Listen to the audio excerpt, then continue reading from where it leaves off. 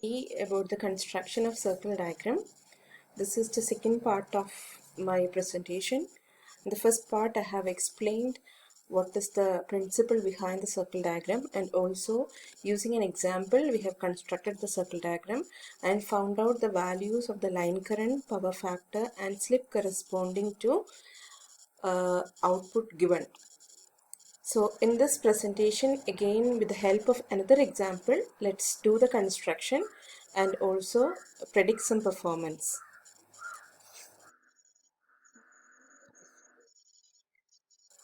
In this question is 7.46 kilowatt, 200 volt, 50 hertz three-phase induction motors.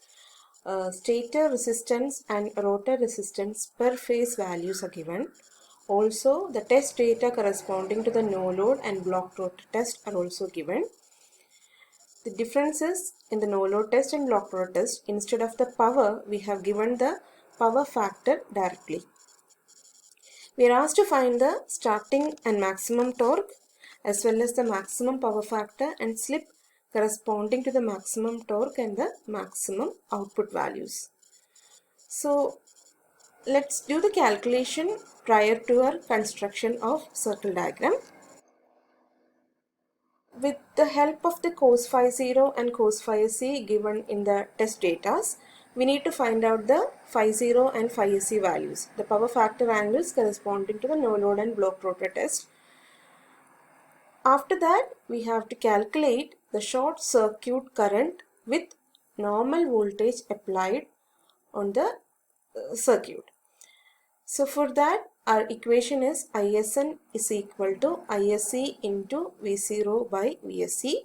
Here, during the short circuit test, the current was 47.6 and V0 is equal to 200 and VSC is equal to 100 from the no load and block rotor test. So 47.6 into 200 by 100 will give you 95.2 as the short circuit current with normal applied voltage. The next step is to choose a proper current scale. Here we are choosing current scale 1 centimeter is equal to 5 ampere. So based on that, we need to find out the magnitudes of the vectors OA and OS. OA is equal to I0, whose value is 7.7, divided by current scale value 5 will give you 1.54 centimeter, and OS is equal to 95.2 divided by 5 will give you 9.04 centimeters. So for the performance prediction, we need to find out the power scale. For that, the first step is to find the power, short circuit power corresponding to normal applied voltage. So there was a ready-made equation PSN equal to PSC into V0 by VSC the whole square, where PSC is the power output power consumed during the short circuit test, V0 no load test or open rated voltage, VSC is the short circuit voltage which we will be obtaining from the block rotor test. But since in this particular question the power consumed during the short circuit test were not given, instead it was given the power factor angle. So instead of the ready-made equation, let's use another equation for finding out PSN. So PSN is equal to root 3 into V0 into ISN into cos phi SC, where V0 will be the no load voltage equal to 200 voltage from the no load test. ISN we calculated it as 95.2 and phi SC or cos phi SC is equal to 0.454. So power P is equal to root 3 VI cos phi. In that equation, V will be 200, I will be 95.2 and cos phi will be 0.454. By applying that, we will be getting the power input as PSN equal to 14,970 watts. So the rest of the calculations, we need to construct the circle diagram first. For that, let's first start drawing the axis OX and OY. After that, we will be drawing the vector OA at an angle phi 0 from the OY axis. The length of the vector OA will be equal to 1.54 centimeters. Now Draw a line AB which is parallel to the OX axis. Draw the vector OS which is equal to 9.04 centimeter at an angle phi SC from OY axis. Join the points A and S such that AS give you the output line. Now draw a perpendicular bisector to the line AS which meets AB at point C. With C as center and AC as radius, construct the semicircle. So the circle construction is been over. Next step, we will be drawing a line which is parallel to OY axis and name the line as SM. So the next step is to draw the torque line. So before that, we need to find the power scale. For the power scale, measure the length SM, where M is the point at which the line from S met the OX axis. The magnitude of SM has been measured as 8.6 centimeters. So PSN divided by 8.6 will give you the power scale. 1 centimeter is equal to 1740 watts. Now the next step is to draw the torque line, for which we have to fix the point K. So K will be fixed as SK by KL will give you the ratio of the rotor copper loss to stator copper loss. So before that, in this particular question, we had given the stator resistance and rotor resistance. So I'll tell you the calculations in the next slide. So somehow we will be finding out the point K. And after marking K, let's draw the torque line AK.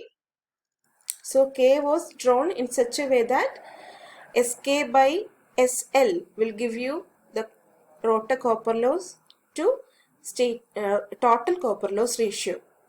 SK is the rotor copper loss, KL is the stator copper loss. So together SL will give you the total copper loss occurring in the three-phase induction motor, and also LM will be the fixed losses, that is equal to the iron and frictional losses plus the stay losses in three-phase induction motors. So after drawing the torque line, let's move on to finding out the maximum values which we were asked to do. So to find out the maximum power, we need to draw a line which is parallel to the output line AS and also tangential to the circle.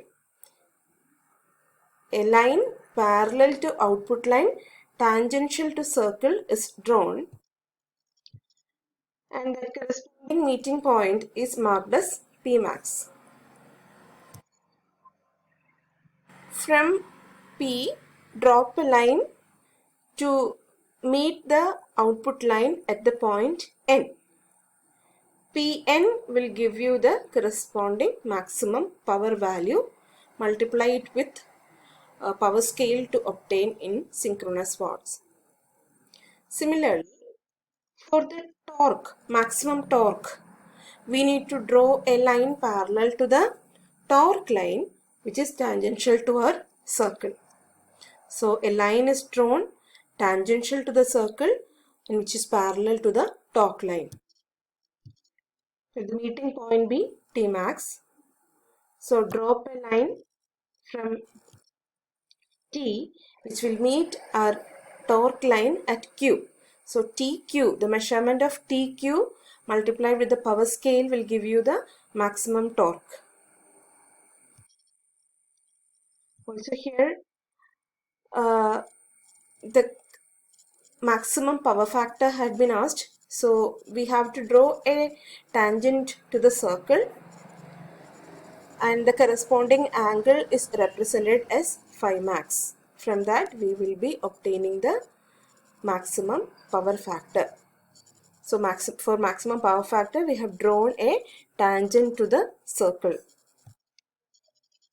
So now let's move on to the calculation. So as I said earlier, K, the point K for the torque line has to be fixed first.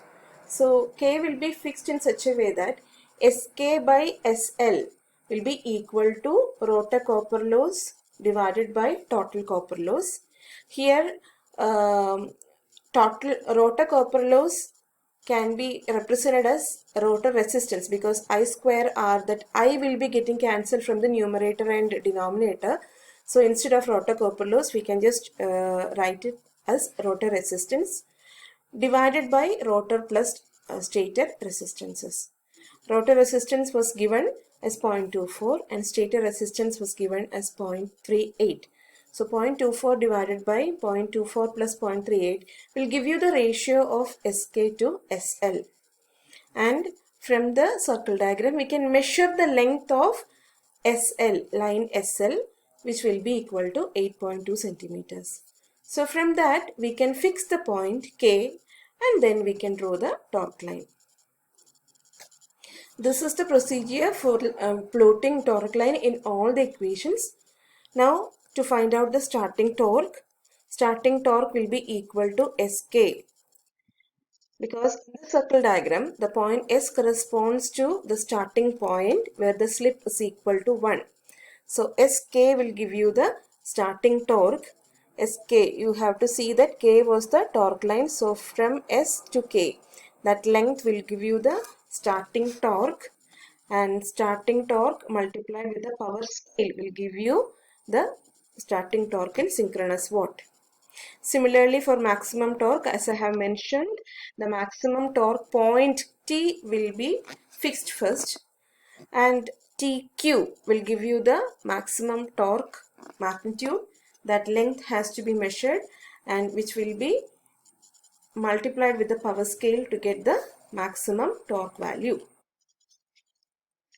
Similarly, for maximum power factor, as I have mentioned, we will be drawing a tangent to the circle and the corresponding angle will give you the maximum power factor. Cos of that angle will give you the maximum power factor of three-phase induction motor. Now for the slip for maximum torque, what we have to do is we have to find a point V which meets the output line. The line drawn from T max will meeting at V, the output line. So as we know that here again VQ will give you the rotor copper loss. So you all know that in the case of a three-phase induction motor, rotor copper loss divided by rotor input will be the slip. Here you know that rotor copper loss is VQ and rotor input will be equal to TQ. Rotor input is TQ. So the ratio VQ to TQ will give you the slip value. So the VQ magnitude and TQ magnitude are measured from the circle diagram, and corresponding ratio will give you the slip for maximum torque. Now for maximum output, we have to find Pn. As we have already said, P will be the point where the tangent drawn to the circle, the tangential line which is parallel to the output line drawn to the circle, meet at the point P.